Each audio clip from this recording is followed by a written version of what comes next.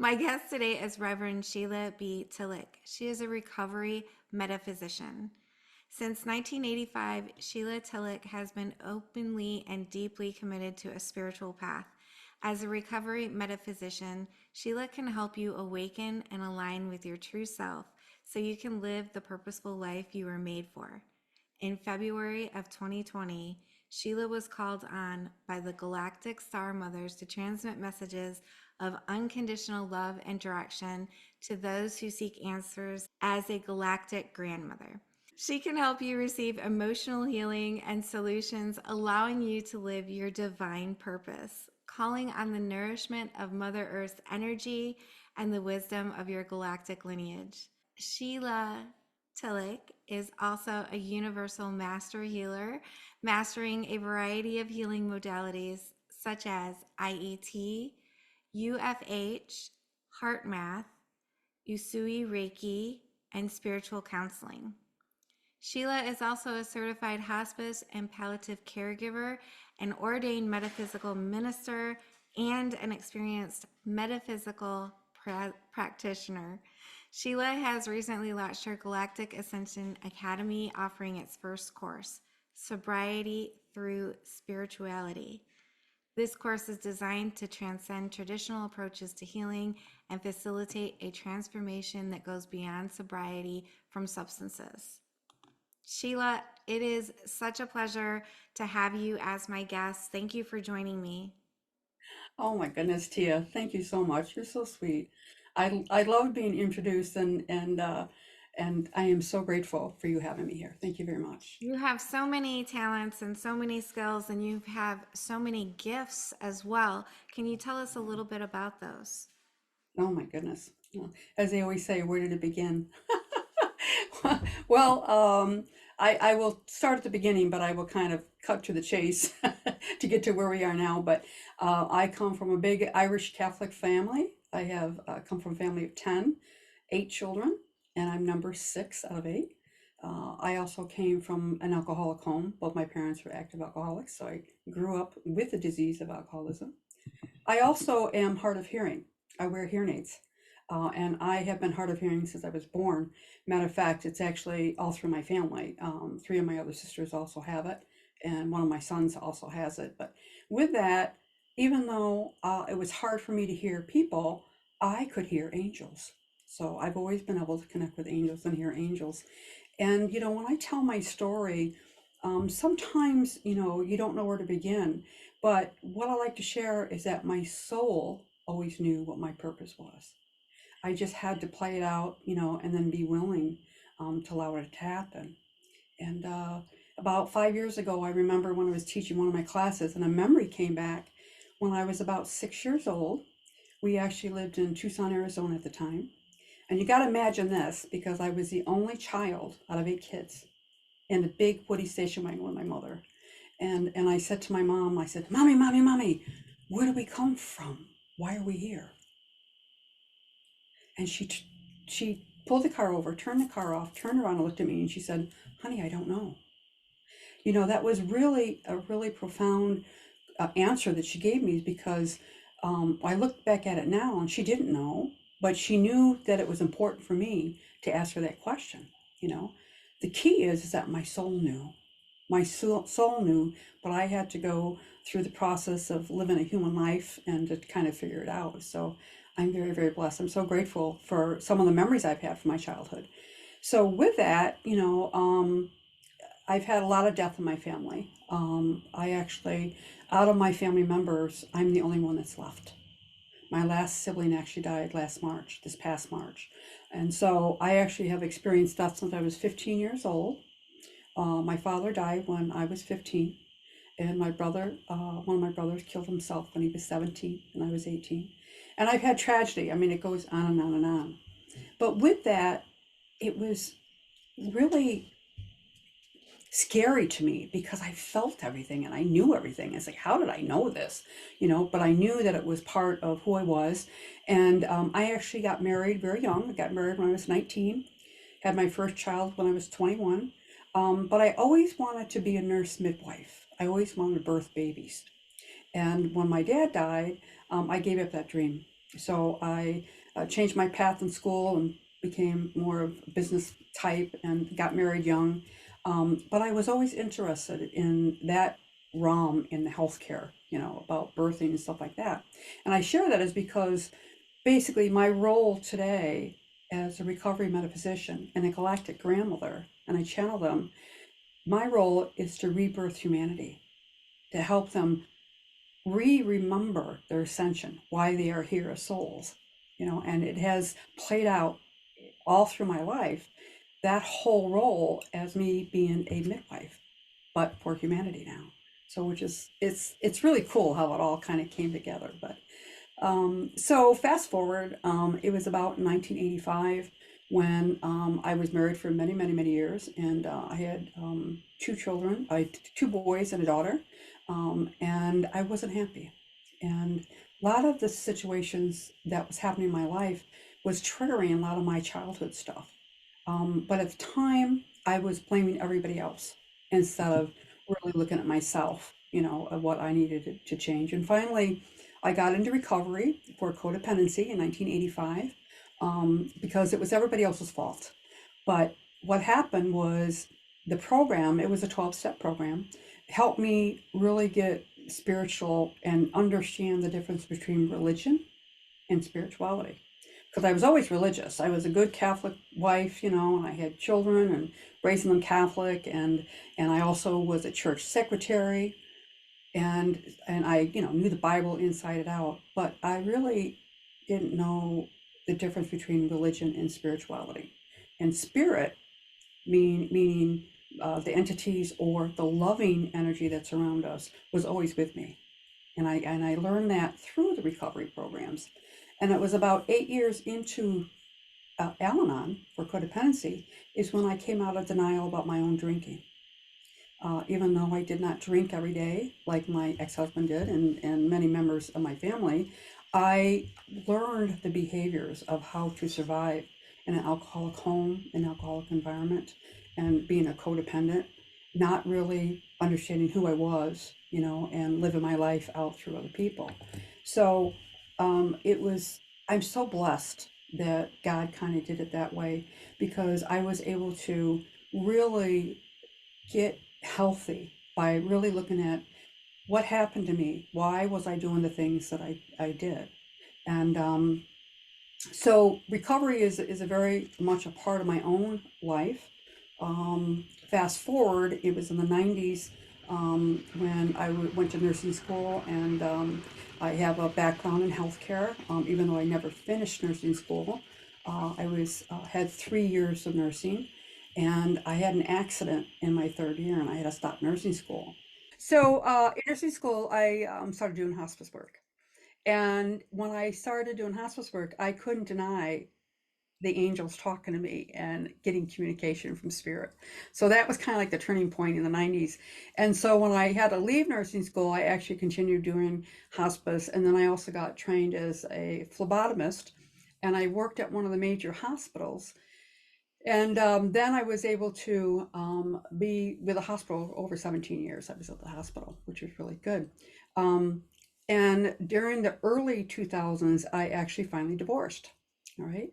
And then I was able to actually really expand upon my own growth, the spiritual realm, my own abilities. And that's exactly what happened.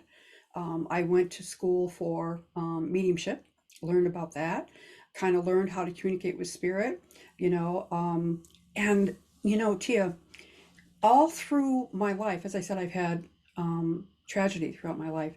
And during that time from the 70s all the way through until last year, family members were dying. And every time that they would die, they would come back or I would know things. And when I first got into recovery, I knew dates and things that was going to happen. I said, how did I know that?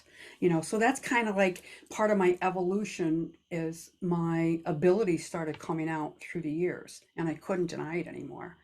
And so in the early 2000s, after I divorced, and then I started investigating this metaphysical stuff, and I was a church secretary in the 80s and 90s, and always remember my pastor saying, Shirley MacLaine out on the limb is all the, the new age stuff, and it's from the devil and all this other stuff. And I would just hide because I had all these angel books, and I had all these books, these metaphysical books back then. But a few years went by, and when I started to grasp it, I realized I knew all this stuff. How did I know it? So as the years went by, and I learned mediumship, I also learned a modality called integrated energy therapy.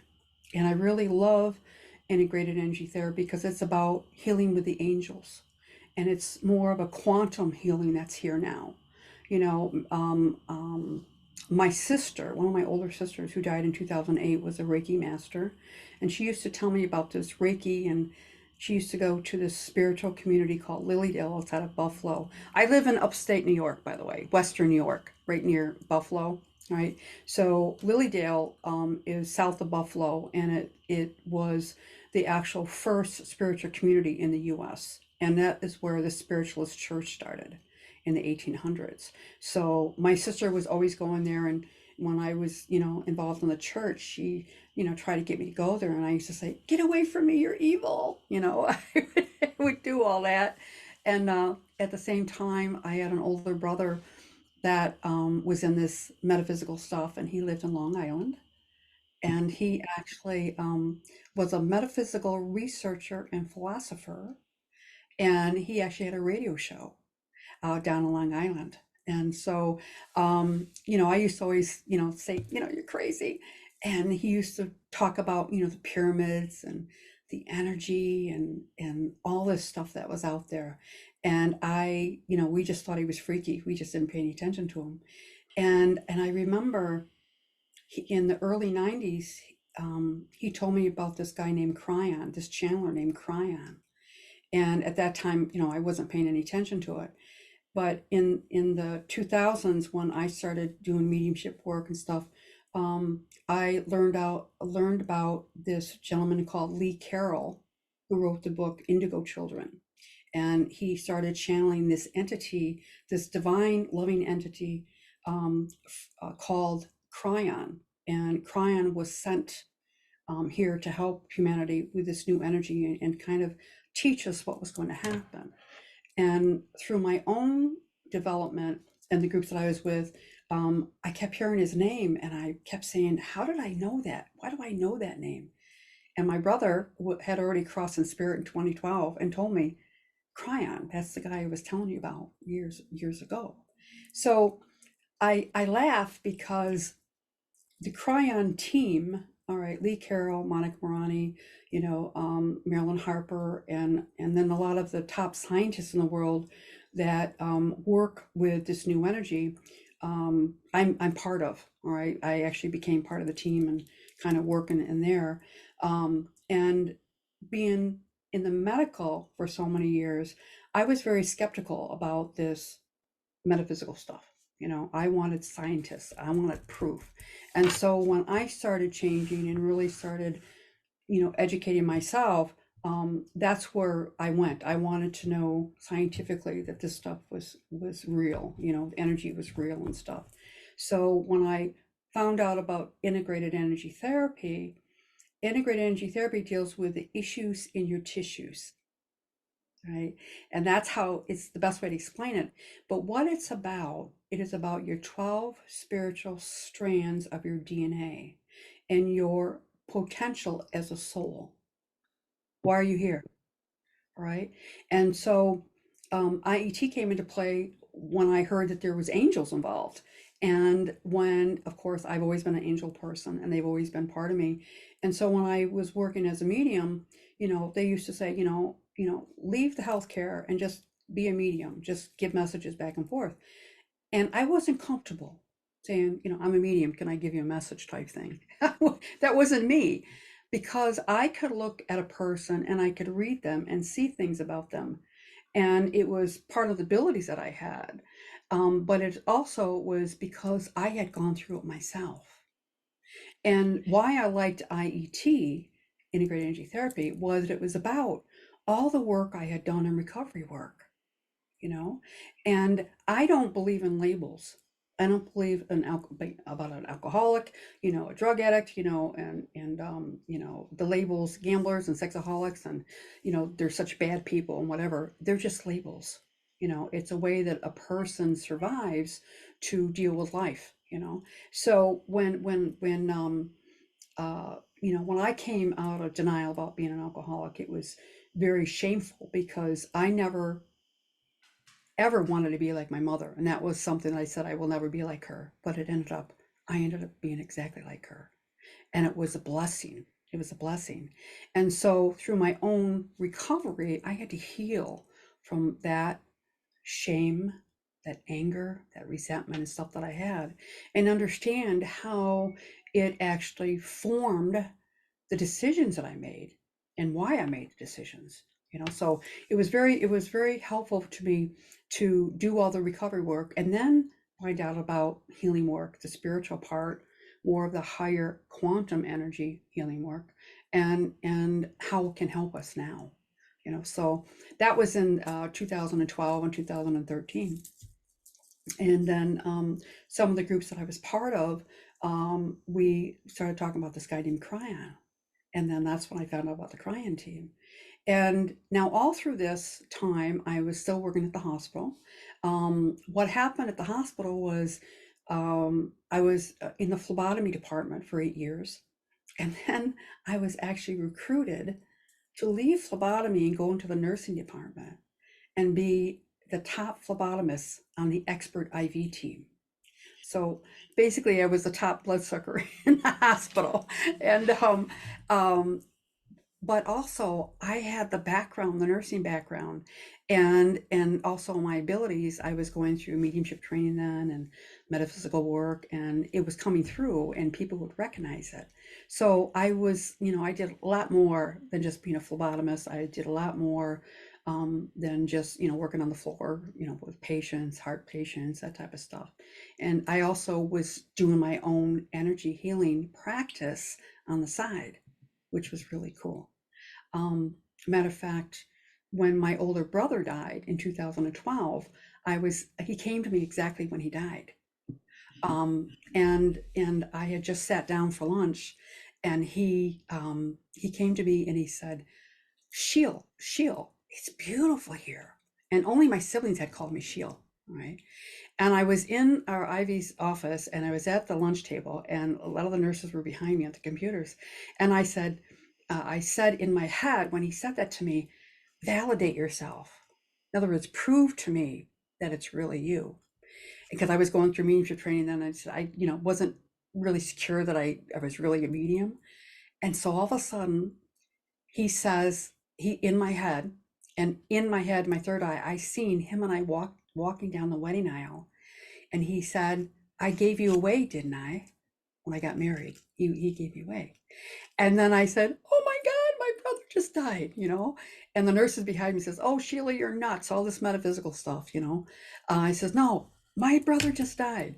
So within 2 hours, I was able to verify that's exactly when he died, and then I knew it was a real medium. But he also came through to a lot of my other family members too, and he's still with me all the time. So that was my oldest brother, and as I said, I was number 6 out of 8, and Tia, what I love about what I do is to help people realize and know that our soul never dies. Our physical body might die, but our soul never dies. And we're all connected in this world on purpose to learn the lessons that we need to learn, to evolve to a higher frequency, to be the soul that we need to be. And I know you share with me about your situation with your husband being murdered and stuff like that. And you also do hospice work, correct? As you said, you do hospice work? Yes, I am a hospice volunteer. Yeah, yeah. And what I loved with the death situation is my role that I played. And it wasn't just, being a family member for somebody that died, but also somebody could help other family members with the whole situation. And as I started growing metaphysically, in my abilities, it got stronger and stronger. And then I was able to give messages, to people when need be, to help out in that capacity. So as I continue to grow as a energy healer, learning different modalities, many changes happened to me. When you read my bio about the Star Mothers, and how does that play out with spirituality? What does that mean now? So my role in my practice is that I'm a new energy educator. In other words, when I teach, I do a lot of teaching, I do a lot of mentoring, I do a lot of stuff, but I kind of explain what the difference in the energy that's here now, why we call it the new human or the new energy that's here, and why. All right. That's what Lee Carroll, the Cryon team, why Cryon came to Lee Carroll to help humanity understand this time frame, what is happening galactically, what is happening astrology with the vibrational field of the earth, the magnetic field, and what is it what does it mean to us in our physical body as humans, right? That's what fascinated me, was the human body. And when I said about integrated energy therapy, what I liked about that was about tapping into the 12 spiritual strands of your DNA, why you're here, so that you can live your soul's purpose, and all the things that get stuck in your field, and how it affects your life. That's where the energy psychology in my practice really comes in, about the first 7 years of your life and how it kind of forms your beliefs, your programming, the things that limit you, and how you live your life. And as a recovery metaphysician, my role is to help everybody and anybody to move on into a more joyful life, to have a more fulfilling life. It's not just about, addictions, being in recovery for that. We're talking about recovering from the old ways or the old energy into a better way and a new way of living, and healing yourself, and at the same time evolving to a higher frequency as human beings and as souls. And so my role as a teacher has played out a lot in the modality integrated energy therapy. I started teaching in 2014, the actual modality, and it's IET, to kind of give your readers a little bit understanding of the difference. A lot of people know what Reiki is, which is an energy modality that deals with the chakras of the body. And it's about universal energy coming down through the human body, the practitioner into the person, and energizing the energy fields over the person. And then slowly the body knows what to do to heal slowly. And that's why people love doing Reiki and the energy. Well, integrated energy therapy is more of a higher quantum frequency, which uses the new energy that's here now, the connection with the grids of the earth, the consciousness field of the earth, and the magnetic field around us, and then our actual field around our bodies and how it interplays with us. So IET deals with things that get stuck on a cellular memory, which means everything you've experienced in your other lifetimes, you come in with as a soul. And then all the things you've experienced in your human life affects your body, your physical body, right? And then it plays out, the things that you learn, the decisions that you make. And so it's huge. And when I found out that IET was with the angels, of course, it was, about the angels, messengers of God, I could do that. But it was so much more. It was so much more. And it played right back to my soul knew what I was here to do. Just like that question I asked back at a 6-year-old child, where'd I come from? Why am I here? Is that I didn't know, but what I did know is that I always trusted the angels. I always knew they were there, even though in my Catholic upbringing, the nuns told me I couldn't have talk to the angels. I could have a guardian angel, but I couldn't talk to angels, that it was a sin. and all the stuff that was coming through from church. But when I finally started listening to them in 1985, that's when things really started changing. And all the things that I had learned through my life started coming into play, was there to help me. So when I learned IET, and I realized it was really my heart connection of the people. So IET is about heart linking with the energy of the angels and the quantum divineness and the frequency that we have inside our body to heal ourselves. And it was all about love. Basically, it was all about love. So I started teaching it, and then I was asked to be a trainer, which means a trainer is the one that teaches the highest level to people, to practitioners. And at the same time, my intuition, or my memory of the galactic realm, started coming into play. And that's where my connection with the Cryon team came into play, where I was an authorized host for the Lemurian Sisterhood for 5 years, from 1917 all the way down to 21. And the Lemurian Sisterhood was about, many of us are going through this awakening during this time of, having past life remembrance, especially, people near death experience, and people that cross over, that come back, and all these things that's been happening out there, that people are starting to step forward and actually share their story, So I knew that I was, there was more to me than just human. I knew that I came from somewhere.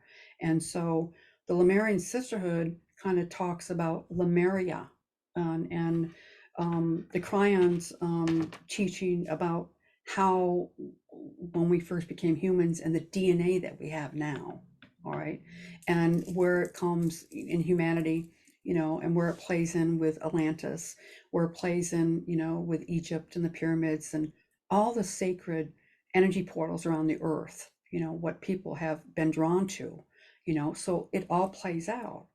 So IET deals with the consciousness field of the earth and the galactic frequency and our heart center, and our heart, the frequency of our body, the physical body, the emotional body, the mental body, and the spiritual body, and how it's all contained together, and our abilities now to be able to tap into that field and heal.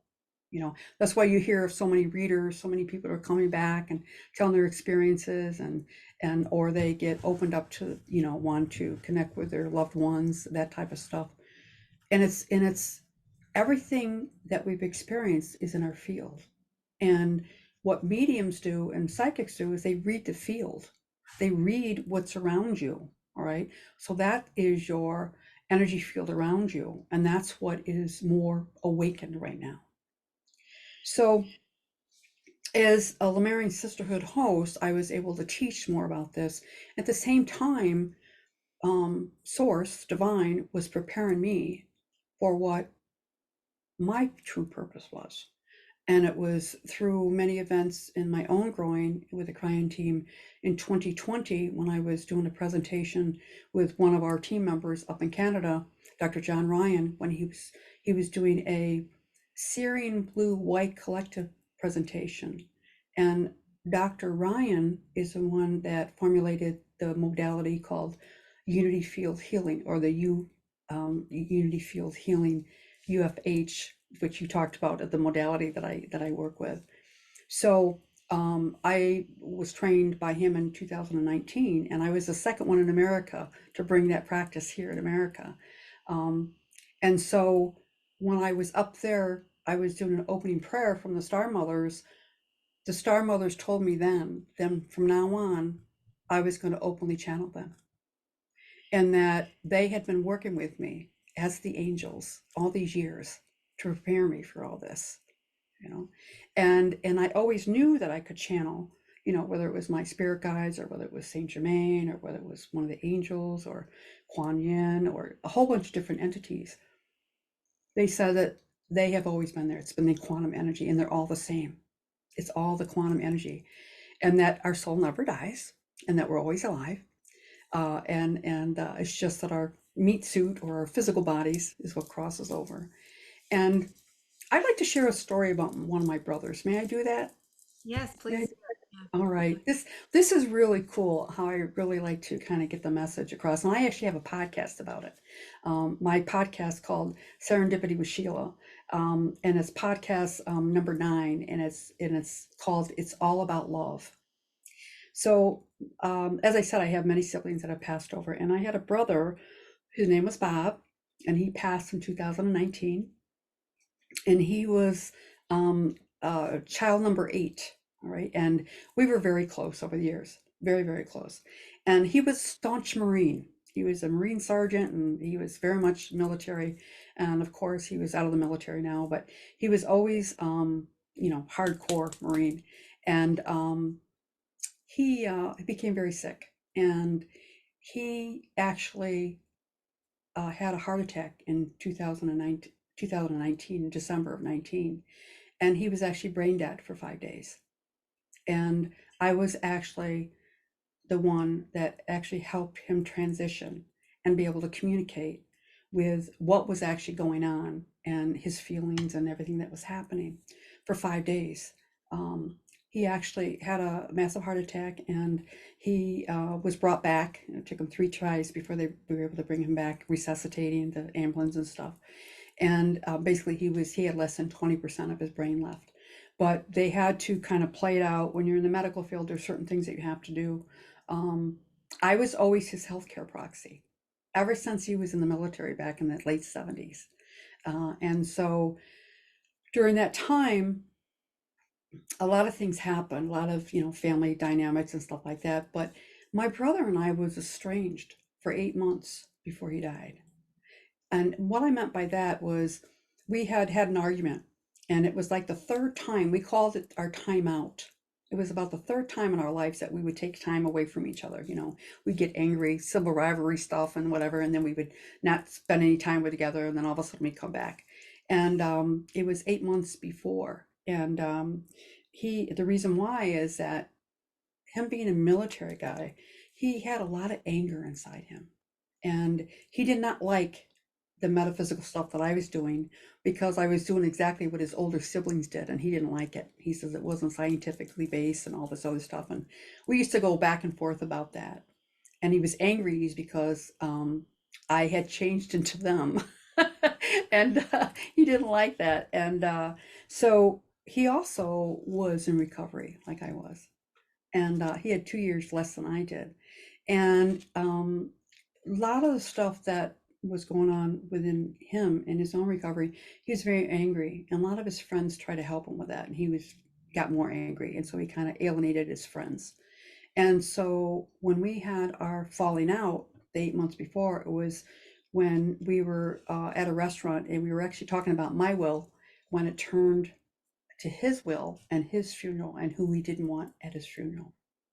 And he didn't want some of his friends at his funeral, and he was angry because I said, I can't do that. Or, he was screaming and yelling at me at the restaurant. And so we kind of took our break. And so when he had 8 months later, when he had the massive heart attack, his son called me. And immediately, of course, I went right to the hospital. And within that 5 days, he orchestrated everything of getting people there, having family members come together and healing. And when the doctors came in and told us the prognosis, there was actually 4 people in the room with me. His sponsor, who was a retired hospice nurse, one of his close friends in recovery, and then his neighbors. And after the doctor left, I, called my nephew and my sister, my last sibling, who was still alive at the time, my sister Jackie, and I called them. And as soon as I finished calling them, all my loved ones in spirit, all of them, came to me in the little tiny room with all those other people, and those other people witnessed it. And for me, my emotions was, why is this happening again? Because I've already helped like 3 of my other siblings crossed over the years, and it's like, here we go again, another death, And so I said, why is this happening again? And my parents and my spirit guides, everybody says, they said, because this is what you do. This is what you're here for.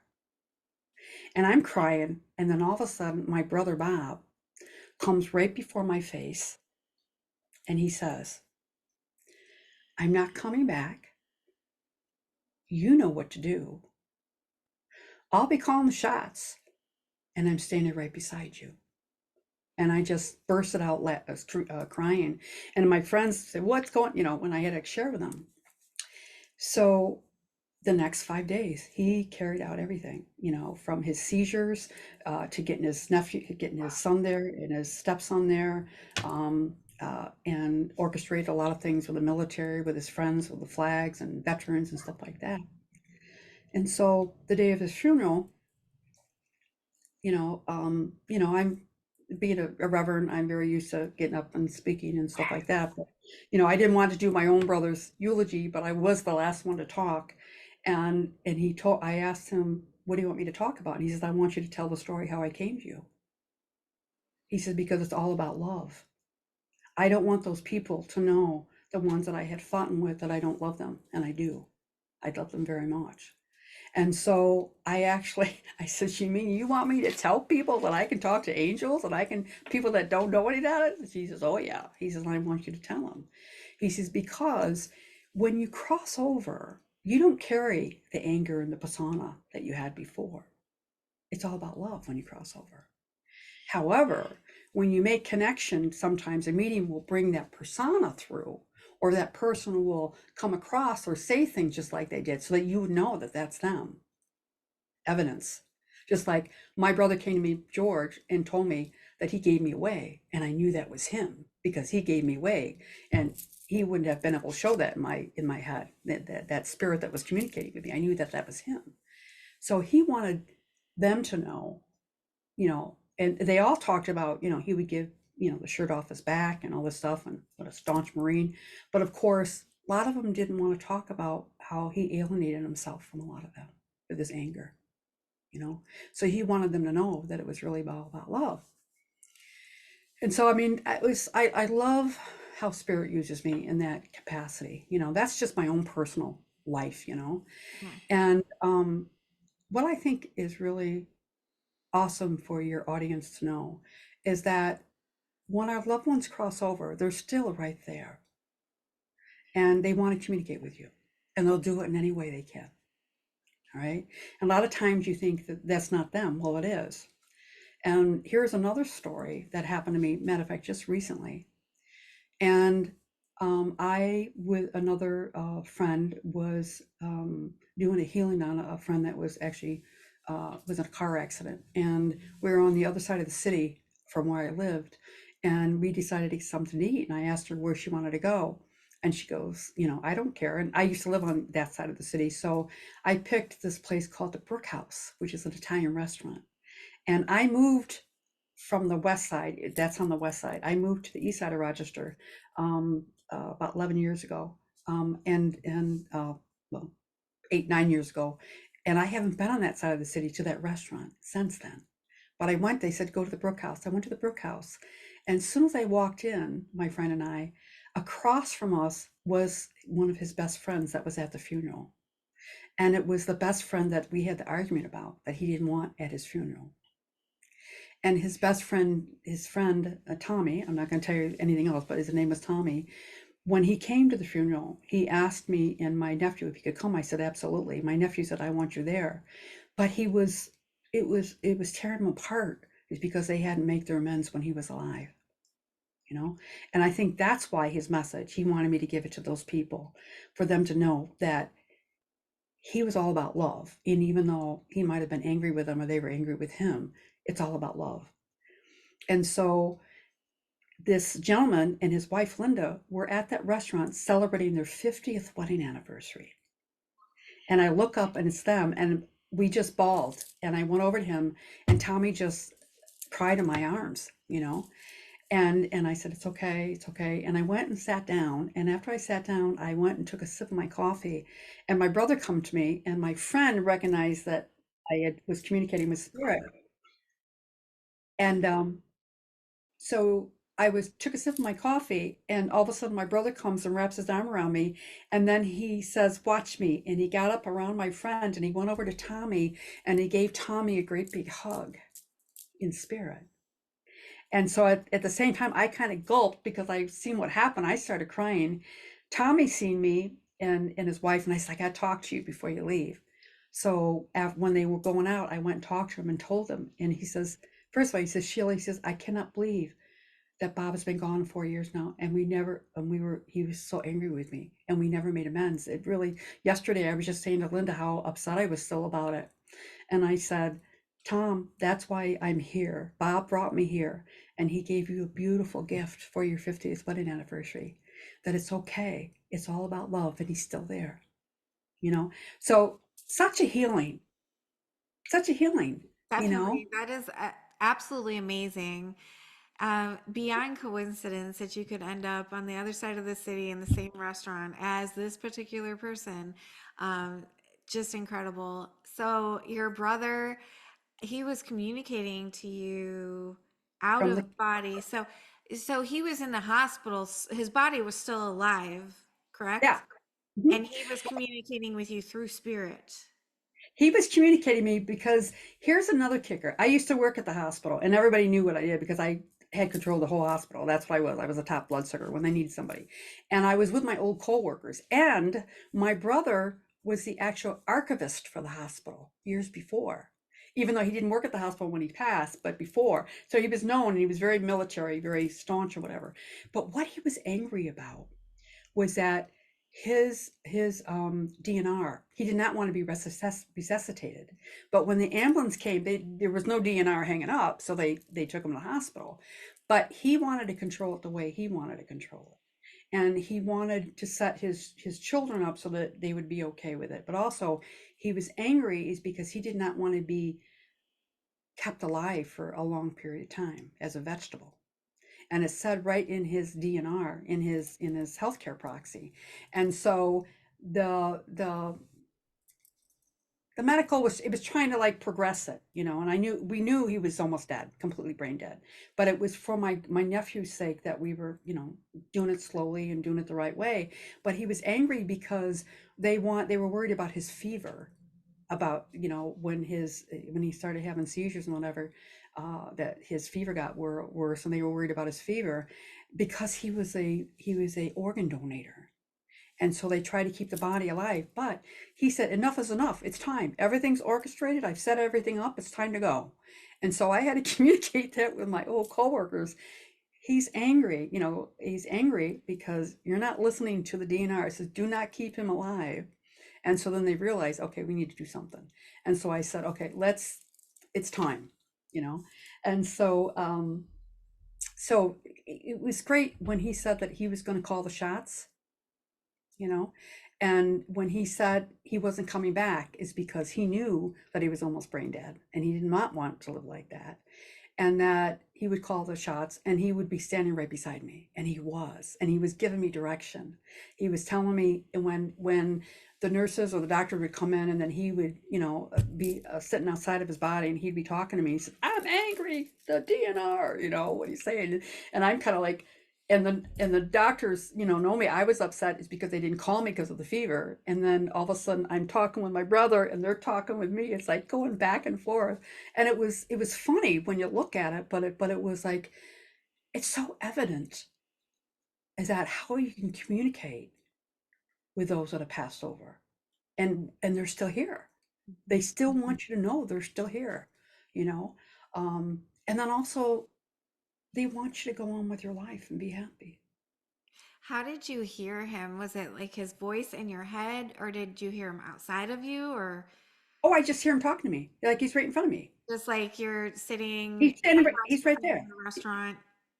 Yeah, well, in the hospital room, like he was, I mean, his body was there, but his head was all wrapped up because he was having seizures, and they had, life support and everything like that. But he's sitting outside of his body. He's up on top. He's just, hi, and just like when I first seen him, when I touched his body, he wasn't there, and he was like above, and it's like, I know, you know what's going on type thing. But in healthcare, you got to do a certain thing. And then in the restaurant, I was, he set it up. He had me hug Tommy and Linda when I first came in. Then I went back to the table and took my sip of coffee, and then he all of a sudden he's got his arms around me, and then he walks around my friend. I can physically see him walk around my friend and go over and give Tommy a big hug. Wow. you know and that's when cause like, I started crying to my friends. Are you okay? I said, I'm okay. And then I said, Thomas, I gotta talk to you. And he said, okay. He was just, we're across from in the restaurant. So it was, I love what I do. I love what I do. I really do. Yeah, it sounds like it would be very rewarding to be able to help others. For And your, everybody can do it. yeah. You know, we So think we can't. how would someone learn how to do that if they wanted to? Well, first of all, set the intention. Um, it ask to be shown, ask to have somebody come into your life to show you. That's where the synchronicity and the serendipity comes in, is that this new energy is lining up to bring the right people before you. And when I teach IET or whatever I'm mentoring somebody, I say, okay, let's go back to where you were 10 years ago, 15 years ago. What has changed in the last 4 or 5 years? What is changing now? And it's about this energy changing and our abilities as spiritual beings. And basically it's about our 24th chromosome that is multidimensional, but it's within our DNA. All right. And it's part of the structure of the universe. And that is what has become alive with this new energy. And it has allowed us to start to think for ourselves, to get out of that duality that we have now, the light and the dark, or the good and the bad, or however you want to say it. But humanity is playing out the changes that are happening. And that's the new human, that's the new energy that's happening. And so many people are saying, I hear certain things or whatever, and all of a sudden you'll come across somebody, that's a medium or whatever, or you no longer resonate with the same people anymore. And you say, I can't do this with my life anymore. Or I'm not happy, or I've had this ability and I've been hiding it all my life, just like what I was doing as a child. And so that's what this new energy is all about. It is about things are happening and we cannot deny it anymore. And we're actually going within, and spirit is saying, yeah, I'm here there to help you. Just like with my belief in the angels, I always knew they were there, but I was too fearful to really let them in at the time. And then finally I took action when I was so happy in 85. I said, I can't do this anymore, I need help.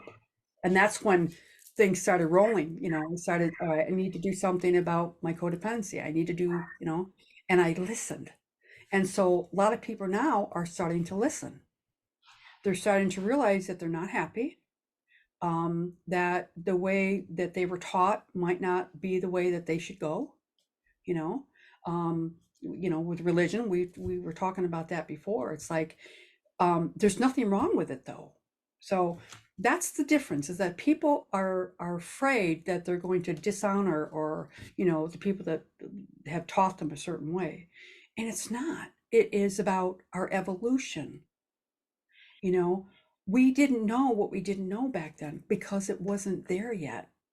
And we are evolving. When we look back at humanity and medical and everything else, the last 100 years, 200 years, the changes, especially in this last 30 to 40 years, what's happened, is like, it's phenomenal, and it's going to get better and better and better. And with COVID, when COVID hit, there's a lot of reasons for all that, but it is evolving quickly. And that's when people are looking for people like me to help them on their journey. Because I'm also a medium, and because I do all this spiritual stuff, a lot of people come to me for a reading. Say, oh, I know a good reader. And so I say, okay, well, first of all, I'm a healer to help you heal from whatever. And why do you want a reading? And most of them say, oh, I want to talk to my grandmother, or I want to whatever. It's like, okay, well, let's talk about you. What is your feelings? And so that's when we get into what's going on with you. Why is it now? And they'll say, I just have so much guilt, I just feel so bad, I just want to know that they're okay. They have all these reasons why. So I said, well, this is where I can help you, and we can talk about that. And at the same time, those loved ones come in and talk to me anyway, and I give messages through me to them, so they do get their reading. But it's bigger than that now. It is more about the help that we have out there, the galactic help, the our spirit guides, and our of course our loved ones that have crossed over before us, and we're always connected. Love never dies, never. So we're always connected, and they're always giving us messages. And the thing is that, are we ready to listen to it? And most people, they think that their mind is playing games with them or tricks them, and it's not. And if they just get out of the way, get out of the linear mind and go into the higher consciousness mind. And that's what's happening. People, they've known about yoga, they've known about meditations, and they've been doing all this stuff. So humanity is evolving, but it's different now, is because you don't have to be that guru or that yoga person that meditates forever. It's all about getting quiet and just sitting in the present, and then just asking. And if you listen, it's about listening. Then you start to hear, and then the right people will come into your path. No coincidence. I knew, or we all have the ESP or intuition. We used to call it ESP back in the 60s and 70s, where we sense something, or we think of somebody and all of a sudden they call on the phone, or we think of somebody and all of a sudden, all that stuff that comes through. Well, that's your intuition. That's what's in the field, because we're all connected. And so people are saying, so-and-so told me you need to go see Sheila, or I heard I was going to do, I've had this a lot with a lot of the people that I've trained. I was going to do a shamanic journey, or because I do shamanism and I do all that stuff too. But I heard in my dream, I was woke up in the dream with your name. I don't know who you are or where you came from. All right. That's the galactic connection, that their soul knew they needed to connect with me. And so then they looked me up and they found me. And then it was like the right match. So that's the energy that's here now. But anybody can tap into it. It's wanting to get happy. But you have to take action. And I always say you have two choices. You can live in love, or you can live in fear. And most people live in fear because they don't have the strength, and there's so many things that stop them. So once you walk through the fear on the other side, you find that you have the power, and that power is within you. That's your wisdom as your soul that's inside you. And that's, as a recovery metaphysician, I hope people see that. But it's being channeled through the star mothers, the grandmothers, the ancestors, everybody. And so we all can tap into that. I love what you do, helping others, especially with, afterlife communications and things like that, because I think it's so important for people to realize that there is no death and that we are eternal spiritual beings. That's my mission, to put these stories out here so people can realize that they're not going to die. Their loved ones didn't die and are not going to die. And I think that helps lift a lot of the fear that we carry in our day-to-day lives as well, and helps us live a more fulfilled life, our best life. So it's so important what you're doing as well. And I want to ask you another question, going back to when you were talking about your family and they come through to you. Is that the same? Is there a difference in the communication that you receive from someone in your family that has already passed versus your brother who was still had a living body but was in the hospital? Is there a difference there, or is it the same? Well, it's kind of the same. It depends on your relationship with them. Well, a lot of people don't realize, like if you have a grandmother that you're really close with, and all of a sudden you're making cookies with your grandkids, and all of a sudden your grandmother pops in and say, "Oh, you got to take, put this ingredient, don't forget that."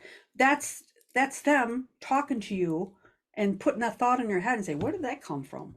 So it's like we're always there. My brother being in limbo like that is because we were so close, but it was something that he needed to communicate. And it also showed me that I understood when my other family members told me, "This is what I'm here to do. This is what I'm here to do." I took care of everybody else. you know? And now my role is to help other people awaken themselves so they can take care of their loved ones and be a role model. It's all about us building in this ascension time, evolving in our spiritual growth and understanding that, our bodies, come and go, but our soul never dies and we're always there. And a lot of times we also will reincarnate into the same family line or some way. And a lot of people say, well, I will never, be born in a family like that. Well, guess what? We've done it all. We've been the victim, we've been the victimizer, and we purposely are put in certain families to learn these special lessons so that in the next time it doesn't happen again, or the lesson that you can learn from that. So you can tap into, your loved ones in all different ways. You also can talk to your loved ones that are still alive. You can talk to their souls. Just like when you say, can you pray? Can I pray for the person? Well, you just put the energy out there. And a lot of times, when I teach IET and the stuff that I do, people say, well, I was taught in Reiki that you have to ask a permission's, soul before you can do a session on them, a distant session or whatever. And it's like, you can talk to the soul and the soul would decide whether that person's ready to receive it. And it's only when it's their time, not your time, but their time. But what happens is that you become the conduit for that time because they see you change and then they come looking and they come asking, and that's why a lot of people are talking about the children. The children are more, and they're more awakened than us adults because we have learned all the, the limiting stuff and the programming and stuff, and that, you're going to be called crazy if you talk to your loved ones, whatever. But it's the young ones that are here now that are awakened. And when their children start asking them stuff, they listen to them because they know it's real. It's not, it's not taboo. It's real. Do you think all of this is happening because there is a shift in energy? And I don't mean just a minor shift, but a major shift happening on our planet. Yes, that's what exactly. That's what I teach. That's what the shift to consciousness is. And it's actually a 36-year time period. And it started in 1994 and it goes all the way into 2030. And 2019 was the halfway point, 18-year mark, where galactically what happened was the planets lined up, astrology comes into play, and the frequency of the earth. And it opened up these major energy portals that actually transmit to our DNA, our multidimensional DNA, which is awakening our ability to be able to feel these things. And that is the great shift. That's why humanity is not the same anymore, because we don't vibrate at that frequency anymore. We are all starting to awaken. All right. And that is what the duality is that's here. That's playing, it's playing out, the duality of light and dark or good or bad or whatever you want to say. And most of us are living in the fear because that's what we've been programmed. But for us that know in our souls that, okay, this doesn't resonate with me, and we get out of our fear and we take the action to move forward, to do different. And then a lot of people will say to me, well, I've been manifesting for years and nothing's been happening. So I have to say, okay, so let's take a look at that. That's what integrated energy therapy is all about. It's about clearing all those issues in your tissues, in your cellular level, on your physical, emotional, mental, and spiritual level, clearing that so that the good stuff can come through, so that you can raise your frequency up to receive the universal energy that's coming in. And it's all about the frequency of you changing and evolving. And that's where, when you go and you do your own work, just sit in the presence and ask. If it's all about intention, all right, and you don't need, somebody say, this is what you need to do, this is what you need to do, because everything changes from day to day. It's your choices that change. You can choose to go down to a different road than what you normally do, and all of a sudden, you're told, okay, go down this road, and you say, I don't know why I always go down this road, and they said, no, go down this road, and you listen, and then you stopped a major accident happening, and then you realize, oh my gosh, I would have been in a car accident. Well, that is your helpers on the other side, giving you intuition, giving you the knowledge that maybe I ought to listen. And then that's kind of a wake up. And that's what many of us are having. That's the great shift that's happening. A lot of us are listening now, and that we're following our own soul's path. Does the integrative energy therapy, you said it was the earth, the galactic energy, does that have anything to do with the Schumann resonance? It is, yes, yes. The Schumer's residence, yes. So what, and so I'm a HeartMath licensed coach too. And HeartMath is HeartMath Institute in California and Princeton University in Nassau. They have had these geomagnetic machines in the earth since the 90s, and these machines measure the resonance, the Schumann's resonance, the frequency of the earth, and how it correlates with the solar flares and the energy of what's happening.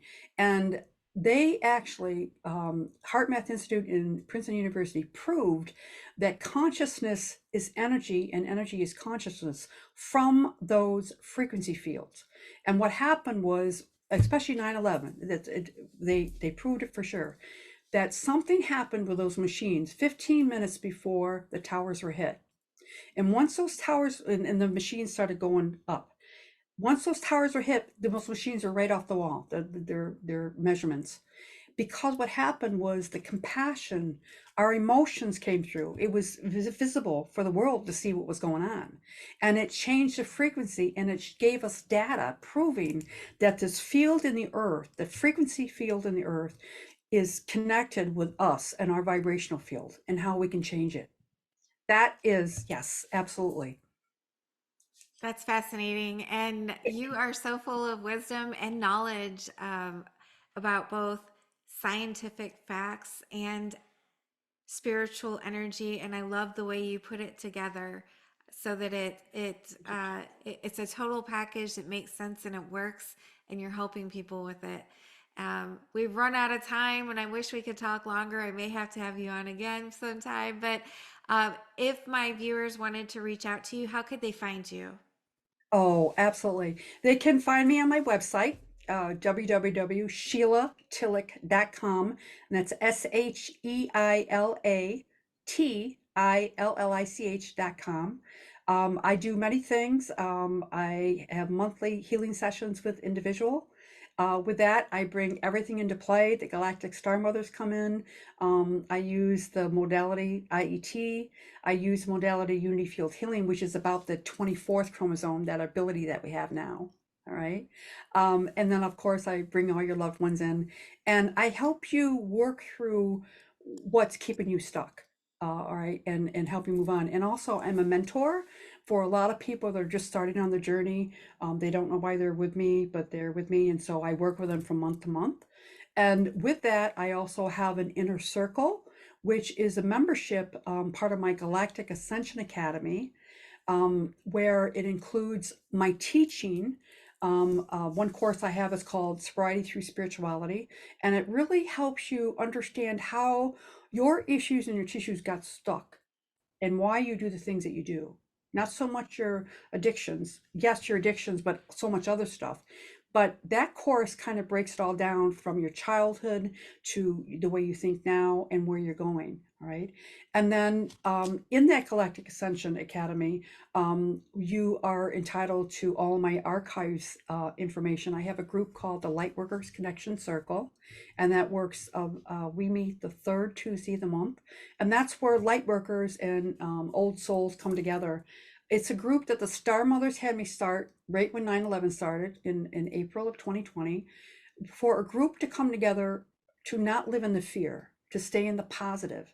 So our group and helping is to support each other, talk about things that are happening in their life, and support one another. And with these archives, these events that I've have taped, they're in my inner circle. So when you do work with me on a monthly basis, you get everything. You get the whole enchilada.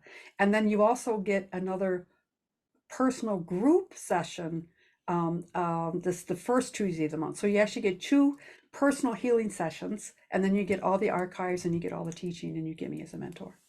Awesome. It sounds like you have a lot to offer, a little bit of something for everyone, I think. Do you have any last words of wisdoms for my viewers who may be grieving or facing death, or maybe they've had some spiritual experiences and they don't know what to make of it? Yeah. Just know that you have the power to tap into it. You have the power to heal yourself, and you have the power to change your life. But first you have to take action. You have to do something about it. And this is a wonderful time in humanity. And you're going to see in another 5, 6, 7 years, things are not the way they were as now. You're going to see a big, big shift. It's all part of your evolution. And it's a great time to be alive. It definitely is that. Thank you so much, Sheila. You're welcome. You're welcome, Tia. Thank you so much for having me. It was Thank my you. pleasure.